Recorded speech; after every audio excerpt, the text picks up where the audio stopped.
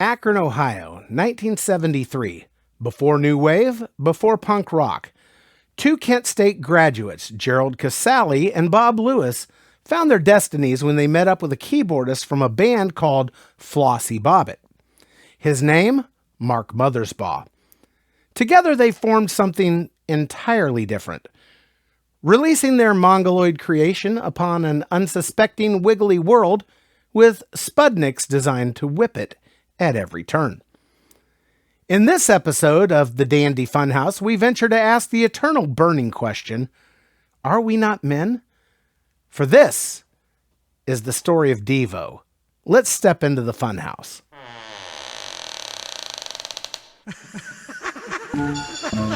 Where am I? You just entered the Dandy Funhouse. Hello and welcome to the Dandy Funhouse, video show, podcast, and blog. This is where we whip up the very best in retro pop culture, toys and games, and all the fun stuff. I'm your host, Neil Dandy, and in this episode, we're going to carry out our duty now for the future by bringing you the story of Devo. But first, I got to tell you about these awesome Dandy Funhouse t-shirts. You can show your support for this show while spreading the word oh so stylishly. And the design, it doesn't look stupid. Just buy the front of the shirt and we'll throw the back in free. But wait, there's more.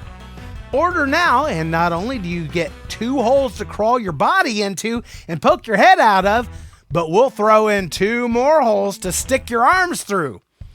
Now how much would you pay? Just visit the Dandy Funhouse website at dandyfunhouse.com and click on Shop to order yours today. And while you're there, check out our brand new No Robots t-shirt. Tell Cyberdyne where to stick it. That website, once again, is dandyfunhouse.com. Order today. All right, Devo. If you're a little older like me, you probably remember this weird, punky electronic band going back as far as their appearances on the original Saturday Night Live in the 70s, when it used to be funny. If you're a little younger, you might be familiar with the 80s hit Whip It. Well, not only is Devo still a creative force today, but they've got quite the storied past, and it goes back farther than you might think. Much farther!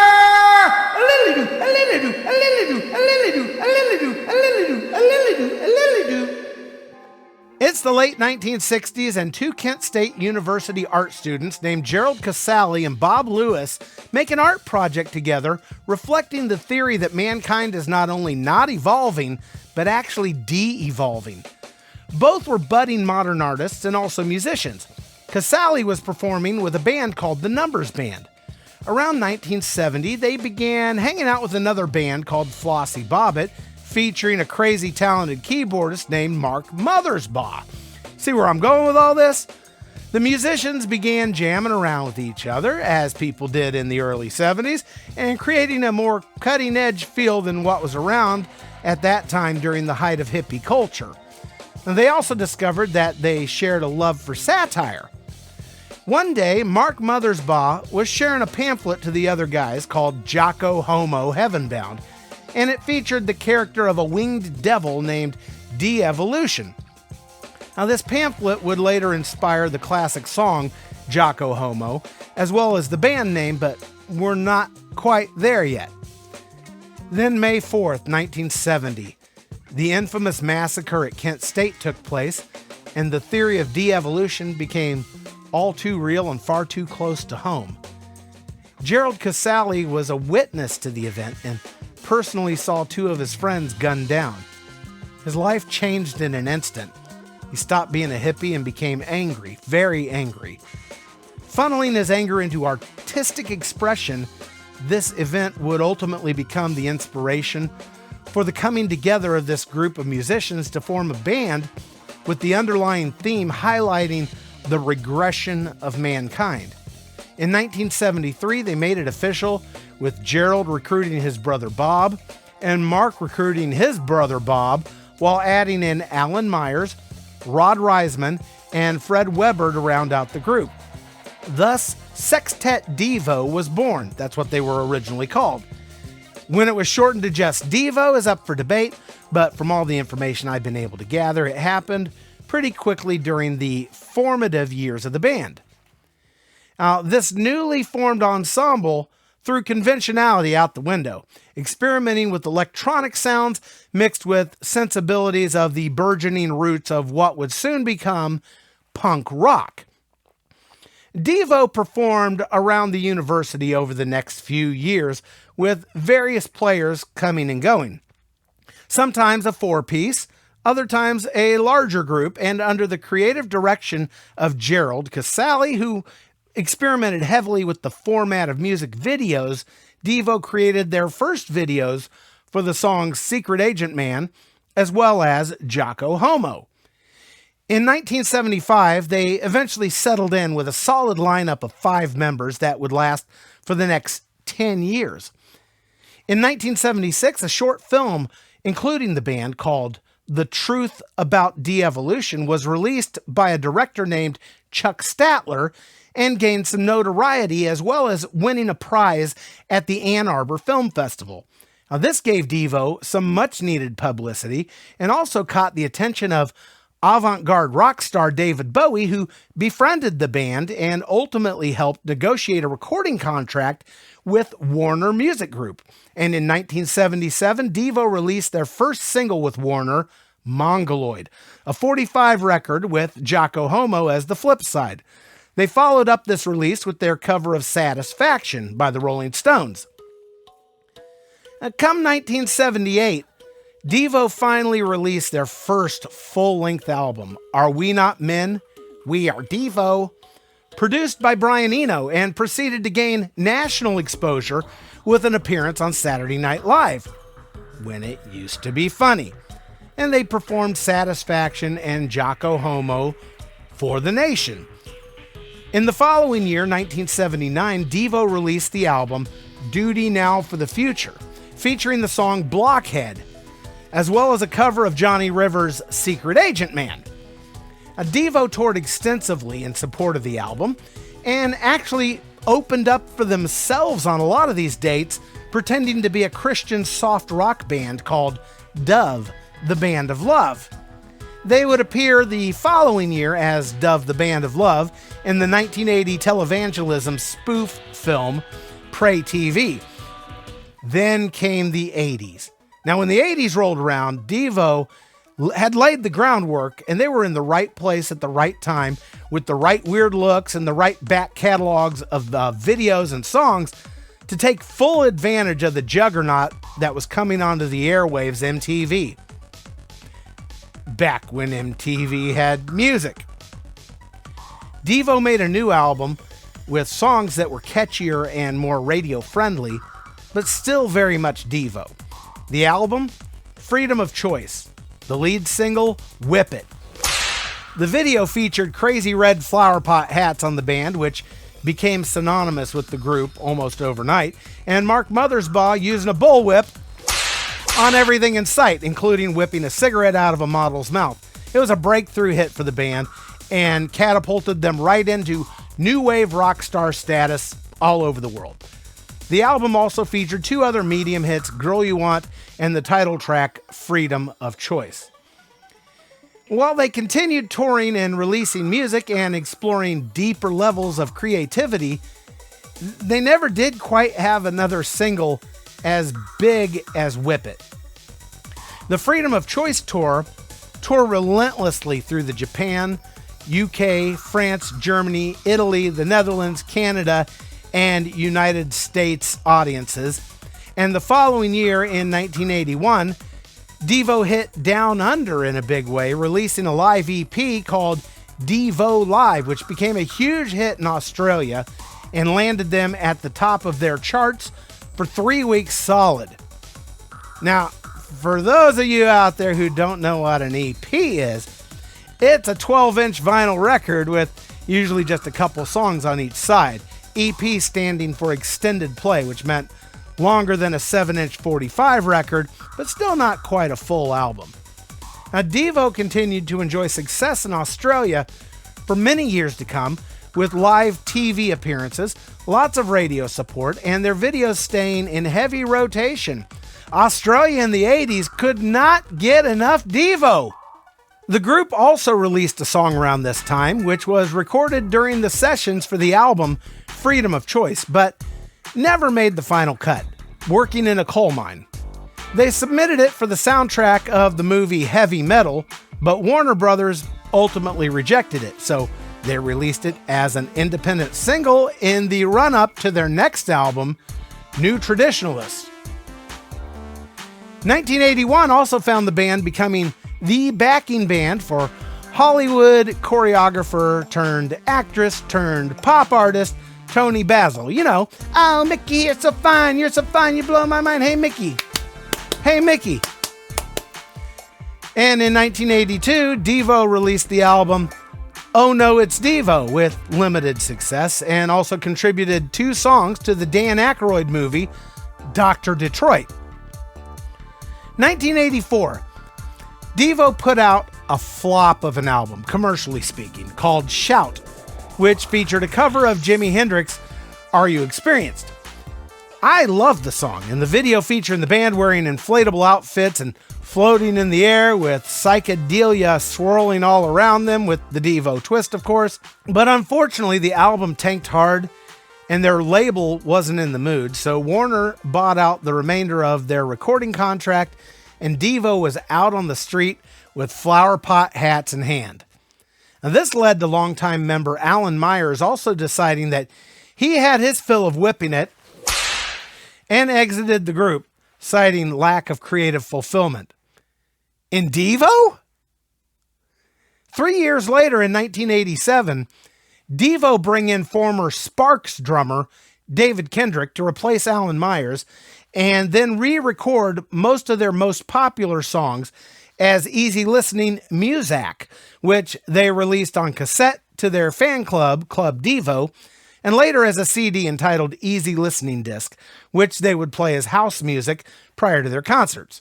However, their most notable project of 1987 would be recording the soundtrack for the horror film Slaughterhouse Rock starring Toni Basil, which was released in 1988. Devo also signed a new recording contract in 1988 with Enigma Records, releasing the album Total Devo, and set out on a brand new world tour with hopes running high. But unfortunately, the album didn't do well. In 1990, Devo took another shot with a new album called Smooth Noodle Maps.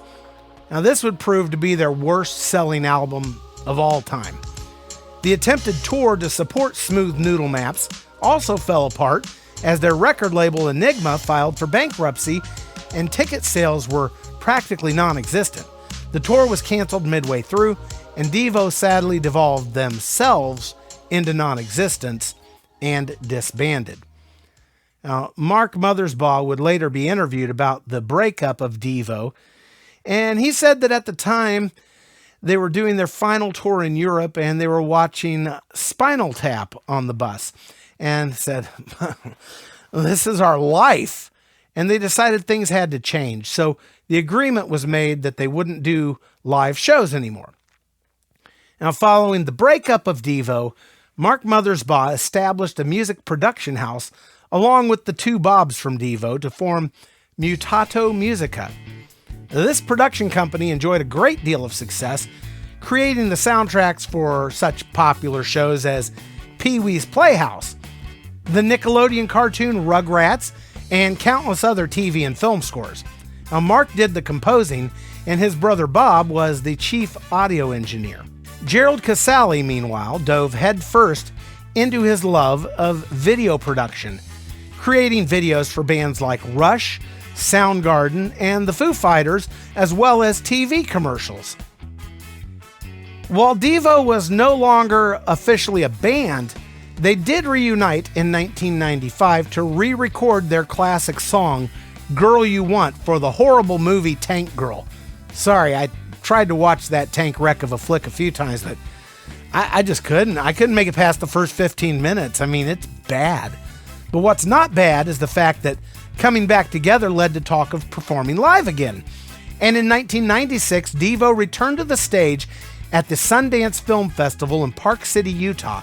From there, they started performing in the rotating mystery slot at Lollapalooza, and also recorded a cover of the song Head Like a Hole from Nine Inch Nails, which was used in the movie Super Cop.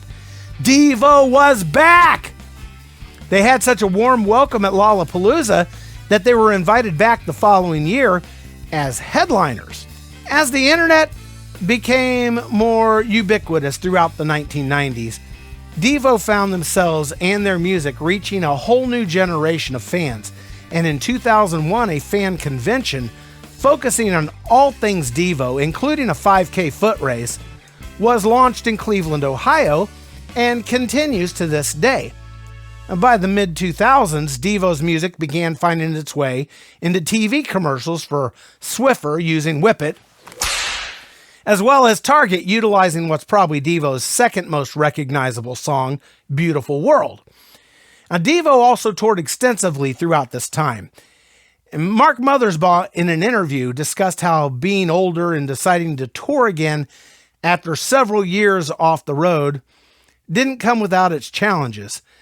After sitting in a chair producing in a studio for a whole lot of years, he discovered that he had some physical challenges performing the way he used to, and decided he wasn't willing to bring less than the best. So hit the gym he did, and he whipped himself back into shape in order to be able to bounce around, run out in the audience, and perform at the levels that he once did.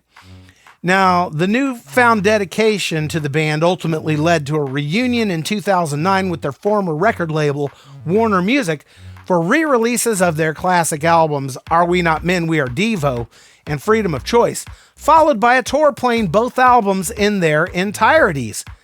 Now, this reunion with Warner continued, and in 2010, Devo released their first full-length album in 20 years, Something for Everybody, and also became the recipients of the very first Moog Innovator Award at Moog Fest 2010 in Asheville, North Carolina. For those of you who don't know what Moog is, it's a brand of keyboard synthesizers that revolutionized music during the 60s and 70s, bringing electronic sounds into our modern culture. Sadly, in 2014, tragedy struck, and founding member Bob Casale died of heart failure at the age of 61. Devo honored him by embarking on a 10-city tour as a quartet to raise funds to support his family. 5 years later, in 2021, toymaker Funko honors Devo, releasing 2 different versions of Devo Funko Pops, highlighting the looks from their videos Whip It and also Satisfaction. Shortly thereafter, merchandising continued with an official Devo-branded vodka through the Trust Me vodka brand. 2022, Devo are nominated for the 3rd time for induction into the Rock and Roll Hall of Fame, but like their 2018 and 2021 nominations, are not chosen. And I'm just going to say it. The Rock and Roll Hall of Fame sucks, and it's a joke. Now, hopefully now that the idiot from Rolling Stone magazine, Jan Werner, is no longer on the board, some things might change for the better, and groups like Devo, Journey, Foreigner, Iron Maiden. I mean, there's a sea of people at every single Iron Maiden concert everywhere in the world.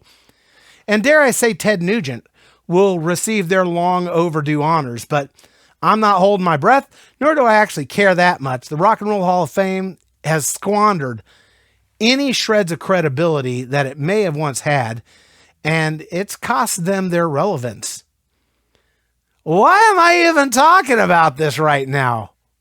Okay, back to Devo. In 2023, Devo toured in celebration of 50 years. Like that? Yeah. And in 2024, a documentary film about Devo, simply titled Devo, premiered at the Sundance Film Festival. Also, another film entitled 50 Years of Devo premiered at the Marquee Theater in Park City, Utah on January 22nd, 2024, followed by a live performance of the band itself. Now, this year also marked with a special box set release on Rhino Records, Devo, 50 Years of De-Evolution, 1973 to 2023, with 4 LPs on clear vinyl that spell out Devo when you line them all up. This is a must for any rabid fan. And speaking of fans, If you'd like to check out the official Devo fan club, Club Devo, you can find it at clubdevo.com/Devo-home. At least that's where I ended up finding it. I tried to go just to Club Devo, but the website was under renovation at the time. And this is also the official Devo website. And speaking of official, Devo has capped their 50 years with an announcement that they are officially retiring from touring. Will there be any future creative output from the band? Maybe we'll see some answers once the website's finished with its renovations. Only the Spuds can tell. And if you couldn't already tell, that's the story of Devo. And if you'd like to help me afford that cool Rhino Records box set I've had my eye on, please consider supporting future productions of the Dandy Funhouse by heading over to our website at dandyfunhouse.com. Our website works. We've got a heads up on Devo, don't we? Okay, click on patronage and support. Supporters gain exclusive bonus features, and super supporters get bonus features. Plus, I'll mail you a Dandy mystery package from right here at the Dandy Funhouse Studios if you provide your mailing address. Or just go to the website and buy a t-shirt. Isn't that easier? Podcast listeners can support via the donation button on their listening app of choice if the app supports it. Just look for a button with a $sign on it. And 5-star reviews wherever you can leave them help the show reach a wider audience and get our undying gratitude, and it makes us feel good. And on that note, thanks for hanging out here at the Dandy Funhouse, and come back soon, where everything is always fun and dandy.